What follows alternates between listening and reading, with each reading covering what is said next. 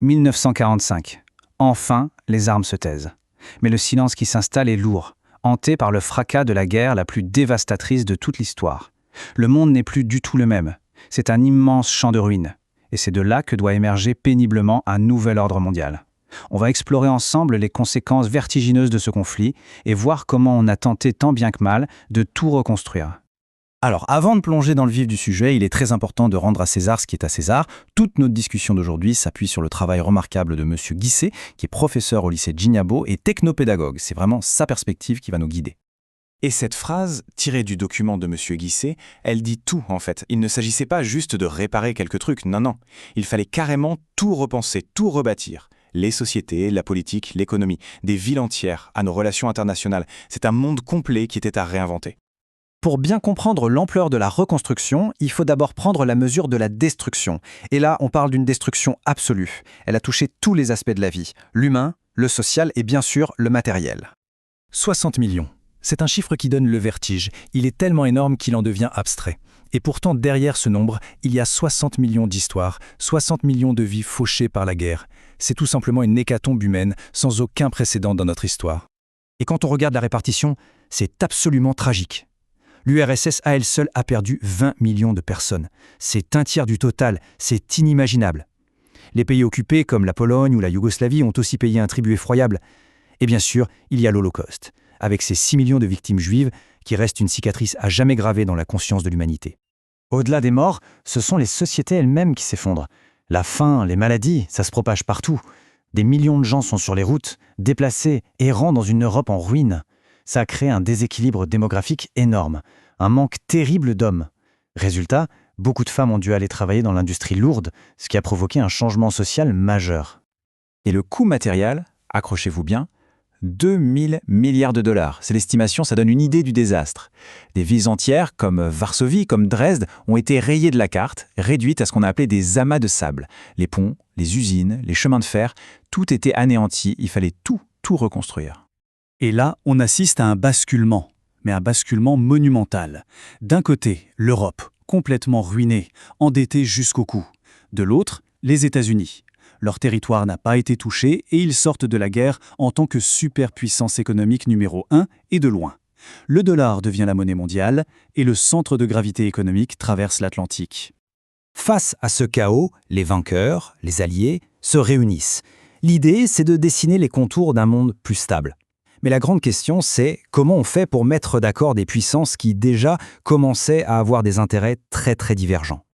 Tout s'est joué en 3 actes, 3 conférences cruciales alors même que la guerre n'était pas finie.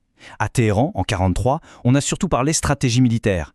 Mais c'est vraiment à Yalta et à Potsdam, en 1945, que le sort du monde d'après a été scellé par ce qu'on a appelé les 3 grands. Roosevelt pour les États-Unis, Staline pour l'URSS et Churchill pour le Royaume-Uni. Prenons Yalta. En février 1945. Qu'est-ce qui se décide concrètement ? Eh bien, c'est là qu'on trace les grandes lignes du nouveau monde. On est d'accord pour démanteler la puissance allemande, la diviser, on promet des élections libres dans les pays libérés, une promesse qui, on le verra, sera lourde de conséquences. Et surtout, on pose les bases d'une nouvelle organisation mondiale pour essayer de garder la paix. Et puis il y a Nuremberg. Et là, attention, c'est une révolution juridique. Pour la toute première fois de l'histoire, on ne juge plus seulement des crimes de guerre, mais des crimes contre l'humanité. Les procès de Nuremberg et de Tokyo ont établi un principe fondamental. Même en temps de guerre, il y a des actes impardonnables, et les individus qui les commettent sont responsables devant la communauté internationale. Toutes ces décisions politiques, bien sûr, elles ne restent pas sur le papier. Elles vont avoir des conséquences très concrètes, elles vont redessiner la carte du monde, littéralement. Des frontières sont déplacées, des empires s'effondrent, et de nouvelles lignes de fracture apparaissent. En fait, on prépare déjà le terrain pour les conflits à venir. Regardons un peu l'Europe. C'est un vrai puzzle qui est réassemblé. L'Union soviétique, c'est clair, est la grande gagnante territoriale. Elle s'étend massivement vers l'ouest en annexant les pays baltes et une partie de la Pologne. En compensation, la Pologne est comme déplacée vers l'ouest. Elle gagne des territoires qui étaient allemands.